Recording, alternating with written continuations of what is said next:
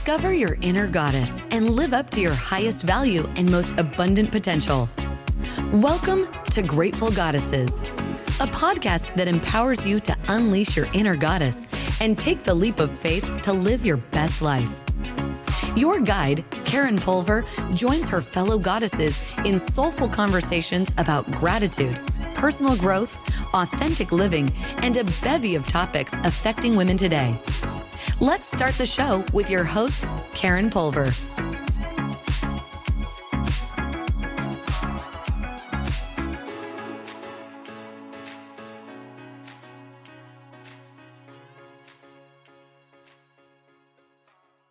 Welcome, everyone, to our second episode for 2024 of Grateful Goddesses. And if you're joining us today, this is a very important topic to me. It's something very personal. I did mention on our first episode that the reason why I was on a hiatus for almost a year was because I suffered a stroke. And on this episode, I'm going to talk more in detail about that.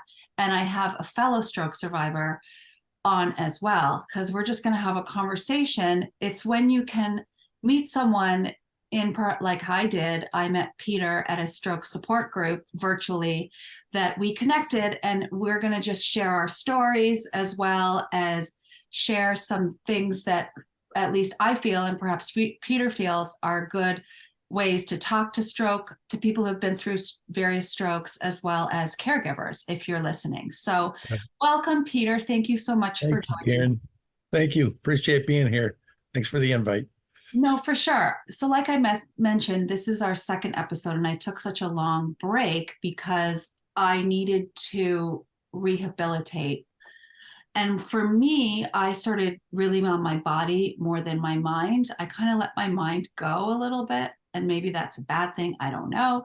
But I spent the last year really just focusing on getting strength again, getting coordination. I was falling a lot and all of that. So I'm curious if you could share your stroke story and then how you've been rehabilitating. Fair enough. I had a stroke back in February of 2021. And so, or 22 rather, 2022. And it started with an aneurysm. I had a brain aneurysm. I knew something was wrong. I felt strange. And then suddenly I got a headache, and it was excruciatingly painful. And so I had my wife call 911, and they sent me out over to Edward. So I was at Edward Hospital for about a week, and at the time they stopped the bleeding, and it put stents in my head, and those little buggers, they worked for about a week, and then they raised my blood pressure, just to, I guess it's a standard procedure, and the point is, then it was the reason why the second stent didn't hold, and I ended up having a stroke. And it was one of those deals where I guess, it was either we're going to take a chance and try to stop the bleeding by cutting the blood supply off, hoping there's no stroke. But, if we don't do that, we're going to lose this guy. So they took the shot, and here I am. So when I woke up at Edward, I was numb on one side of my body. My left side was really affected, and my speech was fine. I could carry on conversations, but as far as where I was and what had happened, I didn't know. I had no idea. So I went to Shirley Ryan after that, and I spent 9 weeks at Shirley Ryan in the city, and they did a fantastic job, and I was really pleased with the amount of time they gave me, for one, and two, the amount of progress I was making to get back to normal. I could tell you, as a stroke survivor, even though it's been 2 years, I still don't feel like I did before all this happened. And it's caused some, typical depression. That is often the case with stroke survivors. That's what I understand, and it's a sense of loss. It's like I lost my freedom and ability to do what I want to do when I want to do it, and I have to rely on my wife just about all the time, or my son, or my daughter. Luckily, I've been blessed. I couldn't imagine what the comeback would be like over the last couple of years if my support group was not there. The family was not there. They've just been above and beyond fantastic, and caregiving. It takes its toll. It does on the entire family. It's really uh, strokes affect not just the one patient, but also the family. And I think it's important to acknowledge that, because that support group is so necessary, and I think they're often overlooked. So that's about it in a nutshell. I know I glanced over it quite a bit. I had brushes with death while at the hospital. I got serious pneumonia, and so it's been a tough road. I got to tell you. Somebody told me, and I think it was back when I was still at Edward. This is a marathon, not a sprint, and take your time. And they were talking to me, who was never built for marathons, never ran a marathon. The most I did was watch the finish of marathons on television, but I had no idea it would be like this. None. So it's a long road. I just want to know your age. Oh, sure. I'm 59 right now. So I was 57 when I had my stroke. Yeah, I'm 57 now. So I had my stroke a year ago, February 12th, and never forget that day. I'll just tell the listeners a little bit about what happened to me. I was in really good shape, in good health. I thought, like, after it happened, I didn't believe it. I couldn't believe that this happened to me. Like, it was like struck by lightning kind of feeling, out of Right. nowhere. I was feeling a little uncomfortable the morning that it happened. I was out of breath, and my right arm was tingly. And I had plans with my husband to go to this really nice lunch. We were in New Orleans visiting my daughter. So I wasn't that hungry, and I just had some coffee, and we went to lunch at 2:30. And when we were walking there, I knew I was just really out of breath, and I just couldn't handle it. I was like, I think we need to Uber. No, let's walk. But something definitely was off. But I thought maybe just not feeling good, getting a cold. And while we were sitting there at lunch, thank goodness we didn't have our food yet, because I was like, my hand on my face on my hand, talking to my husband. And next thing I knew, if you're watching this episode, I literally collapsed. My head just bobbed a couple times and landed flat on the table. The Whoa. difference between you and I, though, Peter, is that I was fully alert. I was locked in, which I've now discovered can happen to stroke victims, where I didn't faint. I knew everything that was going on, but I didn't. Like, I didn't know what was happening, but I couldn't move. I was on the table, my hair in my face, Yeah. crying and grunting, and just kind of like, like in my head, spinning. Yeah. What is happening to me? This is like, Right. I can't move. Like, it was like a little person saying, move, Karen, move. And I couldn't move. My husband Right. thought that I maybe fainted because I didn't eat, but luckily there were two nurses sitting at a table nearby that came rushing over, and they were like, we're emergency room nurses. We think she might be having a stroke. Thank goodness they told him that, because he was going to give me orange juice, which I could have choked on, right? Because when Wow. Sure. my tongue was everywhere. And but they rushed me to the hospital. I felt the IV going in. My arm was like back like this. I kept thinking, please move my arm normal. It's going to break, Right, Anyway, right. I was locked in. So my body was paralyzed like that. I couldn't move for about 5 hours. And during that time, again, like I said, I heard everything. So I was, being rushed in to do all these different tests and scans. And I heard, all this stuff around me. I heard the nurses talking about, as they're removing my jewelry for the scan, what they did last night, the night before they went on a date. And I'm listening to them. Wow. I'm like, I'm here. So note to people who are listening, who are in the healthcare field, even though your patient may not be talking, they are alert sometimes and they know what you're saying. So that's something Yeah. I want to tell people out there. Good point. It's crazy, but they were going to give me a TPA, which is an injection to shrink the clots. They saw that one clot split into two. So I had a midbrain bilateral stroke, which means that both sides, my whole body was affected. And they were going to do this, but then when they went to go prepare for it, all I could do was lie there and think, okay, I'm dying. I didn't know. Right, And right. I went through the checklist. Did I say I love you to my children? Did I speak to my parents? Yeah.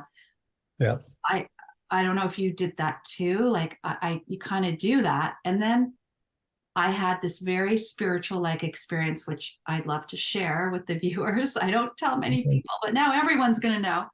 Yeah. But it helped me to calm down and to be centered. And after that happened, my body cleared the clots. And what they tell me is it's rare that that can happen. But because I was in fairly good shape before the stroke, my body was able to fight it. Like I didn't smoke, I didn't have diabetes, et cetera, et cetera. So they kept me in the hospital a few nights and they're still trying to figure out how it happened.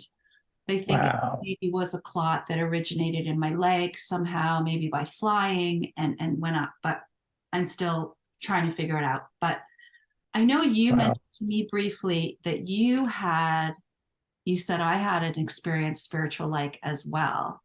Do you want to share that? And then I'll share mine. Yeah. Yeah. Yeah. And it's something that, I don't like to bring up uh, on an unsolicited basis because, I, I'm just not that way. So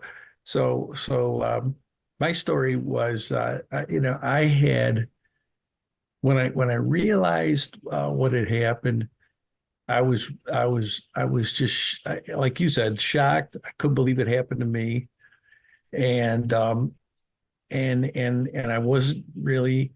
I was depressed right off the bat, and so I'm just laying there, and I was at Shirley Ryan, and I was really worried. I was thinking to myself, okay, how am I going to go back to work? And will they allow me to come back to work? I ran an office for a large uh, brokerage firm, and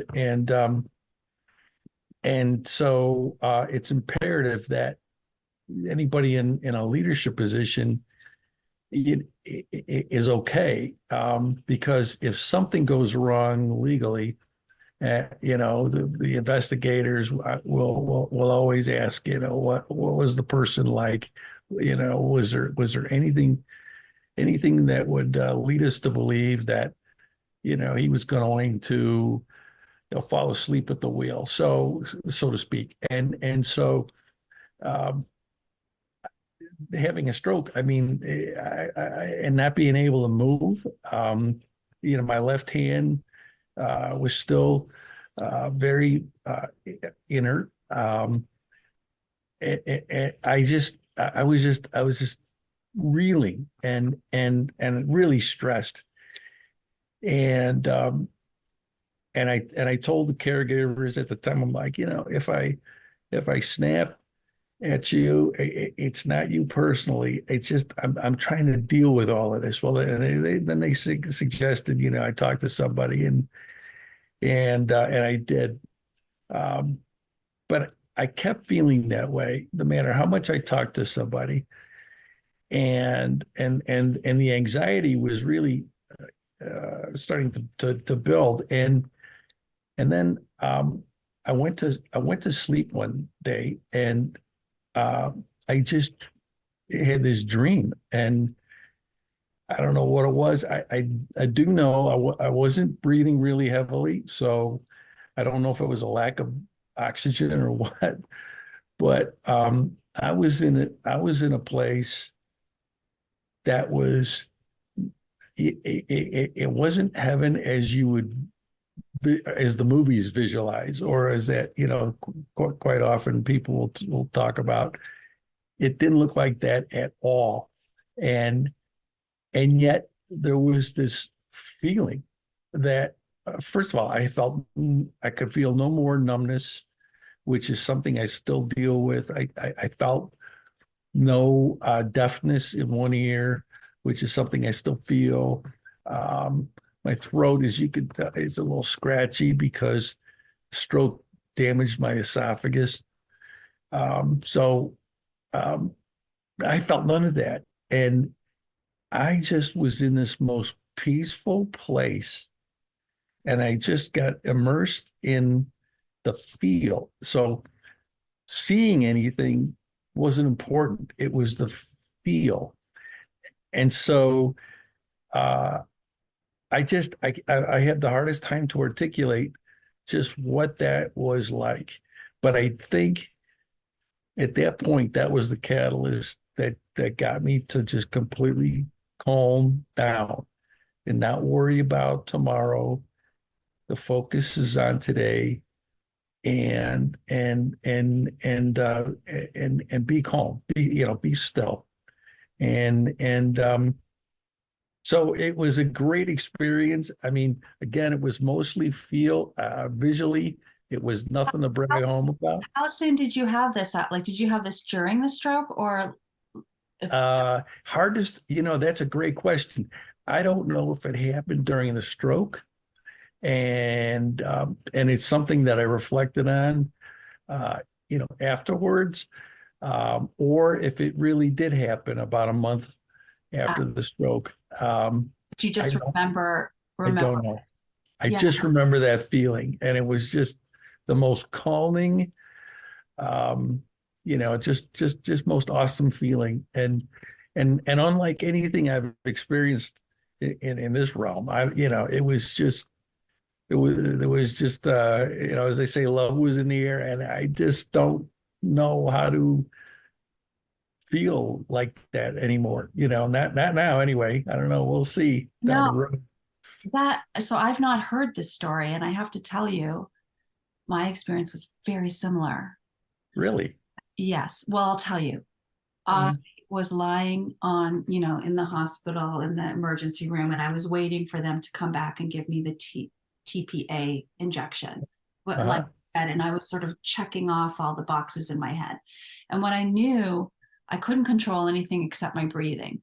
So I knew that I would just breathe, just kind of meditate, because I knew how to meditate, and close my eyes. And I did that. And all of a sudden I felt an overwhelming kind of like, not a place, just a feeling of love. I felt this, like I kind of, when I'm describing it, when my kids used to do family trees, and they do the parents and then the grandparents and the great grandparents, like all the ancestors, I felt like it wasn't a specific person like who's passed on, but it was all the people, all the way of my lineage, like all the way back, including friends who have passed, all around me. And I couldn't see faces. I just felt their presence, and what I heard, the message, again, it wasn't like a voice, but it was this message saying, you're going to be okay. Calm down. It's okay. We're waiting for you. Don't be afraid. It's just not your time. It's not your time. You need to be there for your family. But we're here, and we're always here, and we're always with you. And if you ever need us, just call on us. We're around you. And when it is your time to go, meaning die, that's how I interpreted it, it's not going to be so bad, because we're all here, and then you'll be waiting for your loved ones to help them. And that's when my body woke up. It was very strange. The first thing, and pardon my TMI, but the first thing that woke up was my bladder. So I started urinating in the bed, and I couldn't speak at the time. So my husband was out on the phone, and I started urinating, and, it started to get on the floor. Because remember, this was all day of holding it in. And that's when then my hands started moving slowly, and then I started talking, and everything just woke up. But that experience, like I said, I don't tell people unless, like in this situation, and you just shared your experience. It was so surreal, but it helps me. Like when I'm kind of freaking out or have like a PTSD moment, I just close my eyes and remember that love and that feeling. And I don't know, like, if it was a near-death experience. I think the same as you. I was still breathing. I wasn't like, my heart didn't stop. But it's so interesting that you felt that way as well.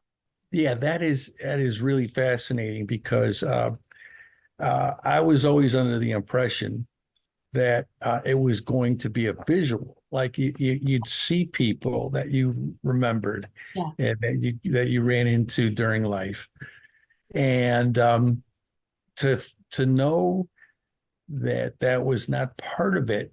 On one hand, I was thinking, did I make it? I mean, was I knocking on heaven's door, and and they decided, no, don't let that guy in. He's got to go back, or what? But it was answered in the feel, Yeah.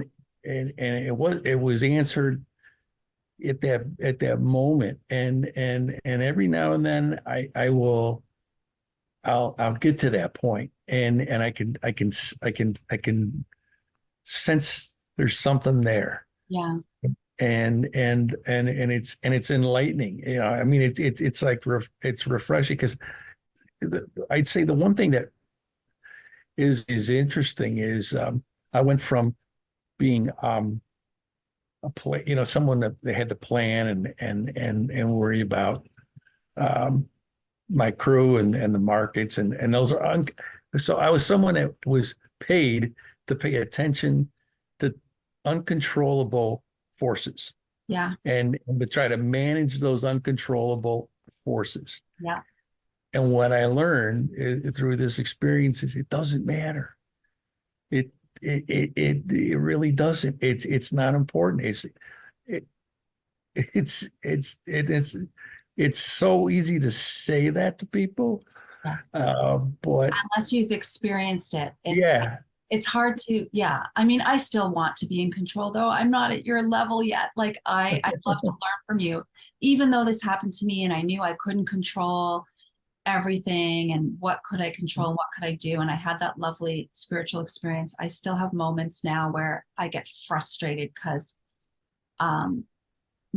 like I said, I've been really good with my physical, but my mental processing and memory hasn't, and I get so frustrated and angry with myself. We're joined here with Molly Pretet, and she is going to share with us what she does. And go ahead, Molly. I'll send it to you. Yeah, wonderful. First of all, thanks for having me.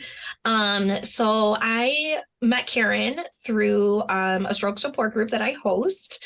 I am a stroke coordinator at an area hospital, and the stroke support group was started by my predecessor, and I took it over when I started in this role about a year and a half ago, and really with the goal to encourage people to come together to talk about, what they're going through, because it can be really helpful to know that you're not alone in what you're going through, and also to make sure that you have the resources that you need. So kind of providing a little bit of both in the group. So other than that, my background is I'm a nurse. I've been a nurse for about 15 years. Worked a lot with stroke patients my whole career. So that's a little bit about me and kind of why I'm here today. Have you, Molly, ever heard from other stroke survivors that they had spiritual like experiences too, like Peter and I have? You know, I feel like I have now that you're saying that um I've definitely heard patients talk about that, definitely like out of body experiences when they've had some kind of insult to their brain or some some other kind of event. But definitely recalling that. What do you find, Molly, in the groups that you've had is the hardest hurdle for stroke survivors to get over?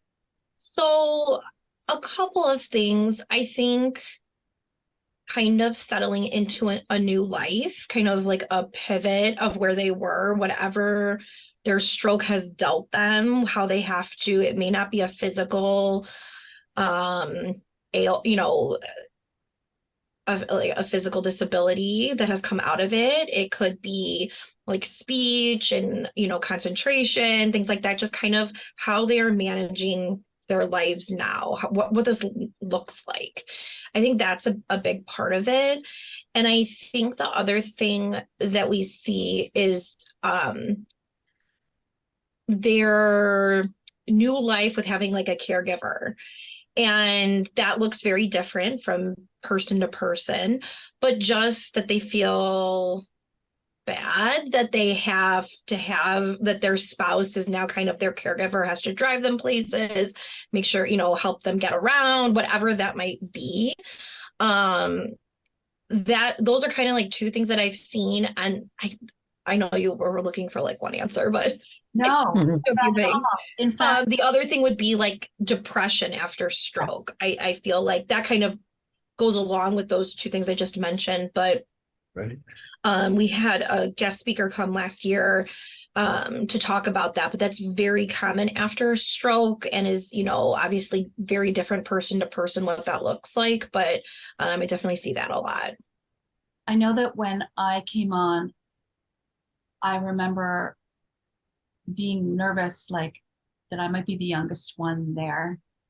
And also, how do I say this? Like I was lucky that it didn't affect me as much as some other stroke survivors. Sure.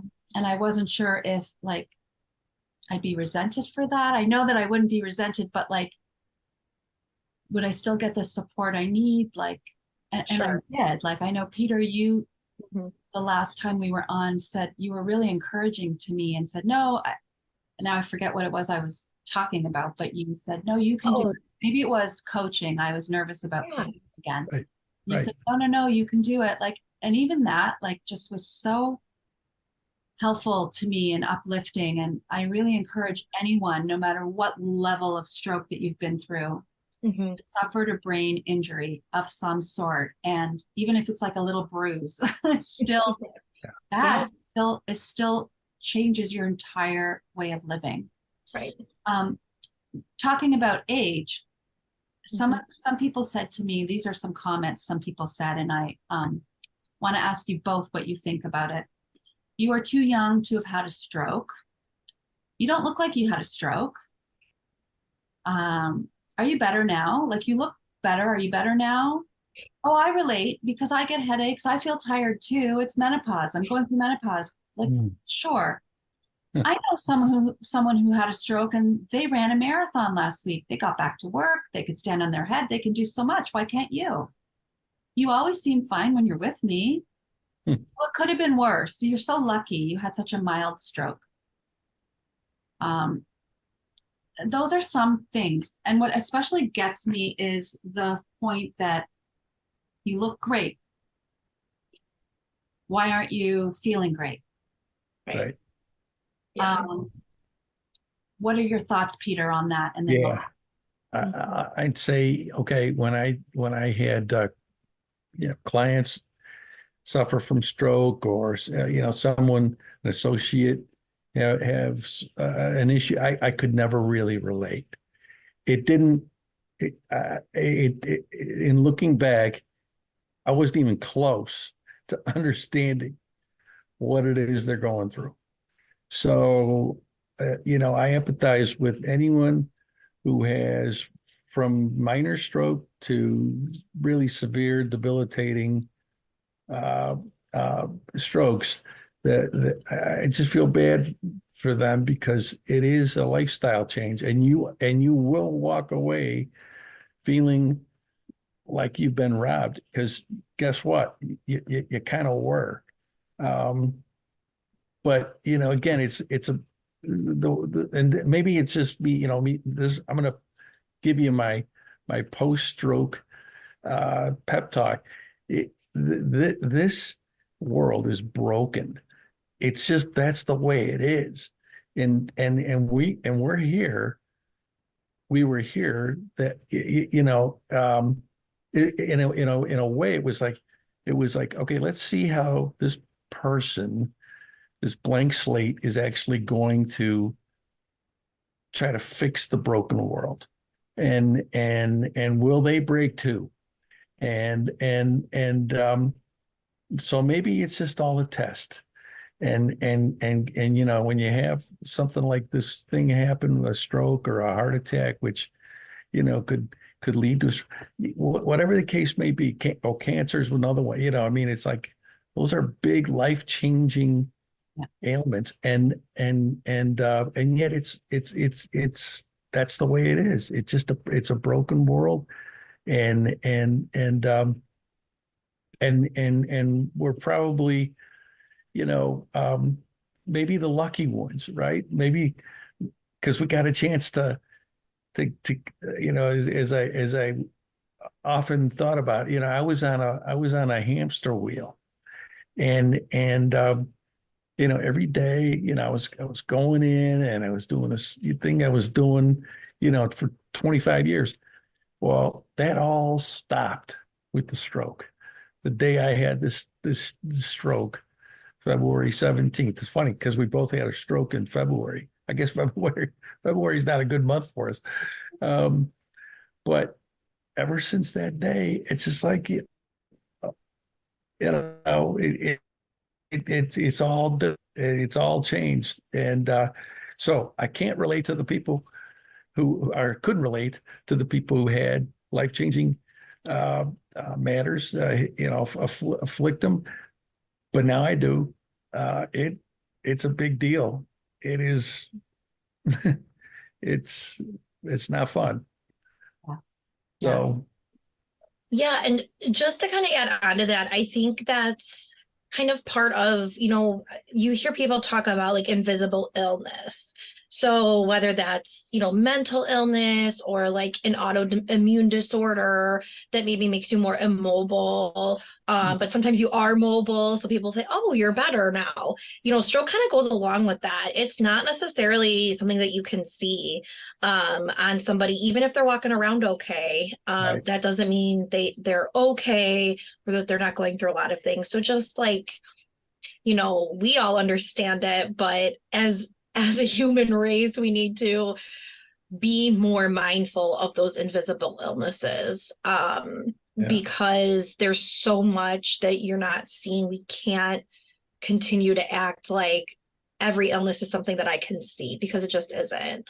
For a million things, somebody going through chemotherapy, they might look okay, but they are having a rough time. Maybe they still have their hair, so you can't see, that's something that maybe they're not, somebody might say, oh, you haven't lost your hair, but I know you're going through chemo, so it must be going okay. Not necessarily. So also, just like you said, the depression afterwards of a new normal, new way of living. I did a little research, just like what are some suggestions what people can say, and I actually align with these. I like them, so I'll just read them out. Thanks for sharing with me. How's your recovery going?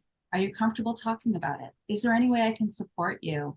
Is there anything you want me to know?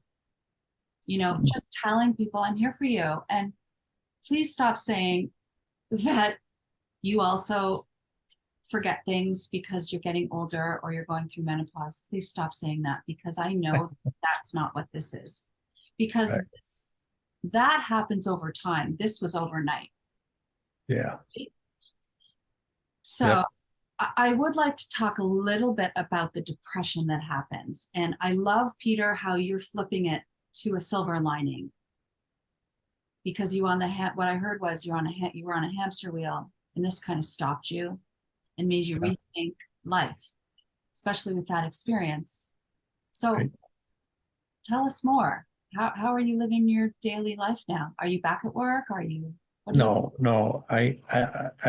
My balance issues are so prevalent that I can't get back to work. And then during this period of rehabilitation and trying to get back to normal, my license expired, so I can't drive. So now I'm really at the mercy of the caregivers, and that has really impacted my ability to clear my thoughts. I had just a tremendous, and I'll never take for granted the tremendous amount of freedom I had. If I just wanted to go to a restaurant and pick something up to eat, I did. Anytime I wanted, and it was just the freedom is now gone. So in many respects, it's like a jail. Now I could look at it like, okay, it's a jail sentence. Okay. And there's no getting out, there's no bail. There's, maybe, if I work at it real hard, I can get out of here a little early. Good behavior, but I mean, it's like again, as close to being in prison as you could possibly get. And yet there's all kinds of things I can do. I used to sketch a lot when I was a kid. It was a great pastime. I'm the only child, so I had no brother or sister to pick on or get picked on by, and so I learned how to draw, and now I'm back to doing that, and it's kind of fun. I mean, it's not only fun, but it's a good exercise to work your noodle, and also, with any luck, build a portfolio and maybe make some money selling these things. I don't know. I mean, I probably won't make a ton of money. I'm no Picasso, but you never know. It might be five. I would buy one. I've seen your work. I mean, it's just pictures. One thing I found very therapeutic was paint by numbers. yeah. Exactly. Again, you're using your eyesight and your brain and perception and then you have to take all of that and then tell your hand what to do, and so to me it's really refreshing. I mean, it's a great hobby, more so than reading, for example. Do you find that, Molly, with stroke survivors, that they start embarking on other areas of their life and kind of slow down and adjust? It's only in this role of mine that I've started to kind of see what patients do after their recovery, because I've worked mostly in ICUs. I've worked only in ICUs, so I only see that like acute time. So in all those years, I didn't really know if they embarked on something different. There have been a few patients that have definitely taken up some different hobbies, but nothing super like major. Like, I think Peter's art will take off. But yeah, definitely some different hobbies, and kind of trying to figure out where their strengths are, what they like doing now. But always also trying to, is vision a problem of mine now? Is that impact, how does that impact my hobby? But yes, it's hard for everyone to find something like that, though, because I'm so glad you have Peter, because you are stuck sometimes Right. can't drive, have a disability of some type. So I think it can be harder rather than easier to find something like that, unfortunately. Yeah. Peter, what is your prognosis? What did the doctors tell you? Like, will you regain strength if you keep working at it, or is this just how So, you end up? yeah, it's a good question. They're not 100% sure because everybody's a little different. And yet their feeling is, I'll continue to get stronger and redevelop the balance, um, because my vestibular system was completely thrown off by this whole process. And then, of course, being bedridden, right after it was all, so let's see, March, April, May, I was bedridden almost 3 months. And that takes its toll on your muscles atrophy and so it takes a while, but it's the balance that really is the biggest issue. I wear contacts. I just a side note, sometimes necessity is the mother of invention. So I mean, I can't draw unless I have my contacts in, and or I guess I could, but it would look like caveman print art.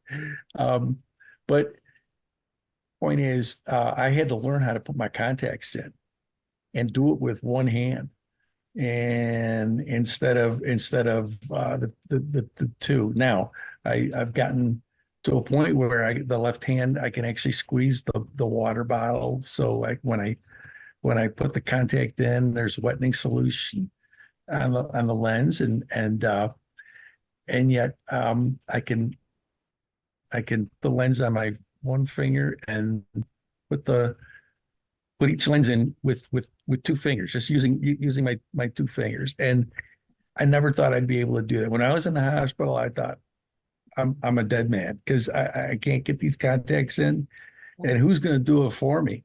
Yeah. But you learn, and Yeah.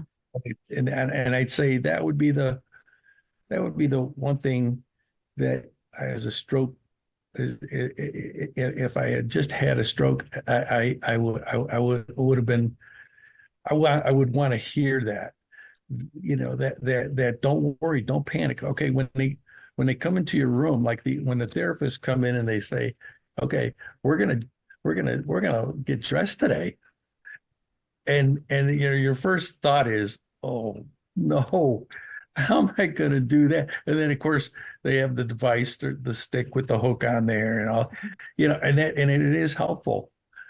But first of all, everything you do after a stroke is going to require more energy, from thinking to worrying about going from point A to point B. I mean, it's just it's pretty amazing, and yet you do, and so uh, I just I gotta I really hate when those pop-up buttons come up on your screen while you're in a Zoom call, that your system's gonna reboot. Well, that's like our bodies are rebooting, that's kind of I how I know. felt. When I woke up, I felt like, not when I woke up, I was awake the whole time, but when my body started to work again, it literally, when I tried to describe to people what it felt like, it kind of felt like a computer was shut off. Yeah. It was on snooze because Yeah. and then all of a sudden it was rebooted, but it all wasn't back yet. But what I found that I had to do for me, and I'm hoping if you're listening or watching, you really have to take time and have grace and space and calm. Like, I slept a lot. I remember Right. really upset that I was sleeping. I'd get up, walk the dog, come back, fall asleep for like 4 hours, and thinking, no, like it's the day. And I'd still fall asleep at night. Right. But I forget, someone said to me, maybe one of my doctors, a neurologist said, your brain needs rest just like a baby's brain. Like you need to sleep and your body will tell you when it doesn't need it anymore. That word, that sentence, listen to your body and listen to what your body needs, I think is so crucial to do. And it takes time. I'm worried for me that because I had speech and memory processing therapy at Shirley Ryan, which by the way is an amazing center here in Chicago that you were mentioning, Peter. And I stopped because I got frustrated because I went to about 6 sessions and I would be given a paragraph, for example, to read and then flip the page and then answer questions. And I couldn't remember like the first question. I needed to look back. And when before stroke, of course, I'm a teacher. I can remember all those things. And then I got so depressed, like, wait, I can't teach anymore, which I can, by the way, I'm tutoring and I can. I just have to look back at stuff. So I stopped and I'm worried that, oh my gosh, is my brain like going to atrophy? Like if I don't continue? So I know I have to get back at it, but I think it's important, like you, to just keep busy, do what you feel comfortable doing, do what you enjoy, and have grace. Molly, do you agree? 100%. I think a lot of times what I see is the people that come into the support group that have strokes more recently are wanting to know, like, when am I going to get better? What is this? When is that? Should I be doing more therapy, less therapy? You know, they're trying to kind of get control of the situation. And what I've seen is then the people that have had their strokes longer ago kind of say, you know what, it takes time. Like you said, you have to give yourself grace. It's not going to happen overnight, but, you know, continue, you know, with your therapies and what your doctors recommend and keeping up with all of that, and time for yourself also. And that you'll start seeing some, you know, improvements and, you know, some progress. So yeah, I definitely agree with that. I think too, if you're suffering from depression afterwards, or in general, if you're listening to this episode and you just because of life being hard, please seek help. You know, there's always hotlines, there's always support groups, there's therapists. Everyone's different, but you can go on medication if you feel comfortable doing that. Talk to someone, there's always someone there. And what I really, really loved was meeting you both on the stroke support group. You've really helped lift me up and move forward and understand that I'm not alone, and whatever level of stroke that we're all at, you get it, and you need that validation and that encouragement, and for people to inspire you to understand, you know, it's hard, but we're all going to be okay, and let's just take time. So I want to thank you both for joining me today. Up next, favorite things. Opening up to happiness and joy. We always end the Grateful Goddess podcast with talking about or showing something that makes us happy. Like it could be an object, it could be a ritual. So think for a minute. I'm going to talk about mine, and if he lets me, I'm going to pick him up. But stroke, stay. Good boy. Okay, this puppy, Look at dog Archer, and he was with me in New Orleans when we were visiting my daughter. And when I came back and I would sleep all those hours, he would sleep next to me on the bed. And I know they say that animals can really sense what a person's going through, and he just would come right up to me and like lick my cheek, like, are you okay? Like he understood. And so if you're a pet lover out there, just know that they're just so wonderful to have around. And if you're a stroke survivor, you might want to get a pet to help you. That's a great idea. So tell me, what is a ritual or someone or something that you love or that's helped you through or you really enjoy, Peter? So I'm going to point the camera towards the dog, Oh, who's sleeping on the floor, but you can't. Oh, he's out of focus. Hey, come here, come here. This is well, you can't see him. He looks like he's in the witness protection program, but he's actually a a golden retriever, okay. and Another dog lover. so he's got those bushy pants and tail, and so he looks a little like a big fox or a squirrel. But he has been terrific, and he'll even walk around in the morning to make sure I don't go down the stairs by myself. Oh, And so he's as close to a comfort dog as you can get, and he does make me smile, and he knows it. And I just really wish I could take him for a walk, but that'll be the goal for the summer next year, or actually this year. What am I talking about? It's January. and Uh, I'm going to meet you. I'm going to bring my dog, come to you, because I'm going to come to you, and we're going to have a little doggy stroke survivor play. Sounds like a plan.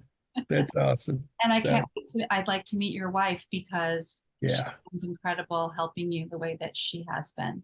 she has done a great job, and it's not easy. It's not easy. Molly, tell us what you love. What's something that you really are passionate about? Well, I think kind of going along with the theme, certainly my husband and my son, I have a toddler, and my husband and I have been together for a long time, and they're definitely a huge source of, and my extended family, my parents and sister have been an incredible support to me along the way in my life. But my dog is number one. So I don't know if you can see that Oh little yeah, face. So he's a Bernese Mountain Dog Poodle mix, because I'm allergic to dogs. And when I was pregnant with my son, he was at my feet when I was having that morning sickness and in other difficult times in my life. He's only 3, so he's only been around for, about 3.5 years. But it is amazing. I never owned a dog before this dog, but it is amazing what they sense. And when when something is going on, and you may not necessarily be visibly crying, or they just know the tone in your voice, something's different, and they are right there. Then he'll start licking my face or pawing at me, wagging his tail, trying to cheer me up. So that is something that I never thought would be such an impact in my life, but it is amazing what they can do. Well, I've tried to see if he could be a therapy dog, because I was so struck by, is that your dog? Oh, bring it a little closer. Yeah. Wait, I got it. it's blurry. I got a great picture of him. Oh, there it is. Oh, he's so cute. Wait there. Oh, Sleeping on that's his favorite position. I love it. It's Oh, how such a gift. It is amazing how animals can really sense how you're feeling. And yeah, I bring him, when I travel, I bring him with me now. I think it's just like the security of knowing that he's close by, and he's just very helpful for that. Well, thank you both so much. Is there anything else that you'd like to add that we didn't cover in today's episode that maybe you'd like to share or encourage? Yeah, I would just like to say that, for any kind of stroke survivor or caregiver of a stroke survivor, that there are so many resources wherever you're listening from. They might come from the state, they might just come from the greater, community. Also looking at university hospitals or hospitals in general. It may not be the one that you got taken care of after your stroke, but they will have a lot of resources for anybody, whether it's, getting back into the workforce. There's some vocational assistance in our state, which I'm sure is in other states, as well as, support groups. Of course, ours is you're always able to join. It's for anybody, anywhere. And that goes along with anything else that you're dealing with. There's so many resources out there for you. So don't think that you're alone.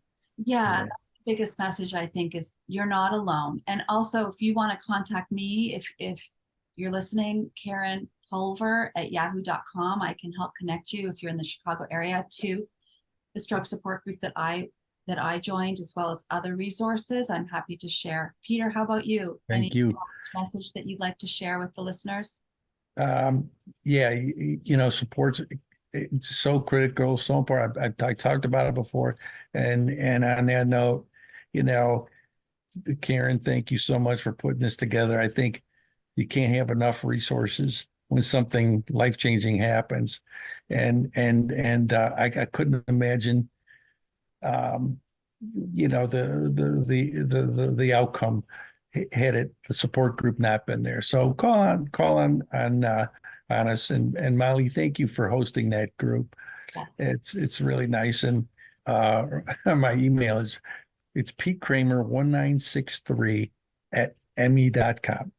So it's an Apple address, and so I get the email there. So thanks so much, everybody. Yes, thank you for putting this together, Karen, and inviting us. And I'm so glad I was able to meet you both through support group, and I'm happy to help in any way that I can. So yeah, just get in contact with Karen to get in contact with me. Yeah, thanks, Karen. Unleashed your inner goddess yet? Thanks for joining us today on Grateful Goddesses. We invite you to visit our website, www.gratefulgoddesses.com, to access today's show notes as well as other helpful resources. Don't forget to leave a review. Until next time, stay strong and empowered to be a grateful goddess.